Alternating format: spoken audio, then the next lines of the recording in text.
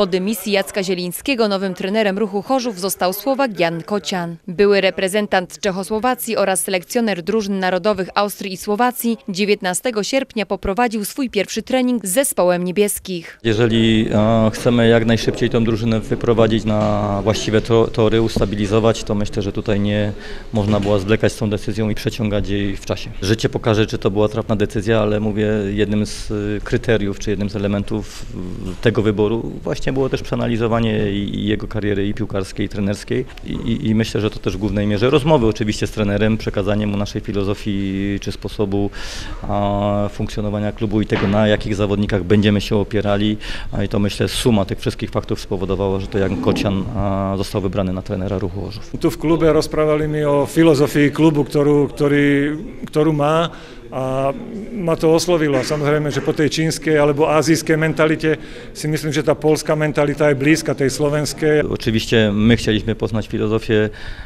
bezpośrednio od trenera, on poznał naszą, nie było tu żadnych konfliktów i myślę, że na tej płaszczyźnie nie będzie żadnego konfliktu. Trener przyjął nasze założenia i no i tak jak mówimy, potoczyło się to bardzo szybko, błyskawicznie. Ruchu, ja viem z histórie, že to bol jeden veľký klub a jeden z tých najznámejších v Polsku alebo aj v Európe.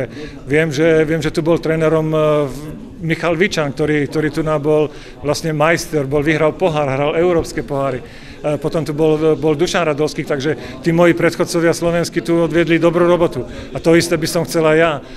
Viem, že štadión je teraz, zahráva na tomto štadióne a viem, že tí kibici by chceli už radšej nový štadión, ale situácia sa nedá zmeniť behom 1-2 dní a snáď budú chodiť aj na tie ďalšie zápasy a budú nám pomáhať. Najbliższy sprawdzian już w niedzielę, kiedy to zawodnicy Ruchu podejmą u siebie Śląsk Wrocław. Myślę, że coś takiego będzie starał im się wpoić, co jest charakterystyczne dla niemieckiej piłki, tak?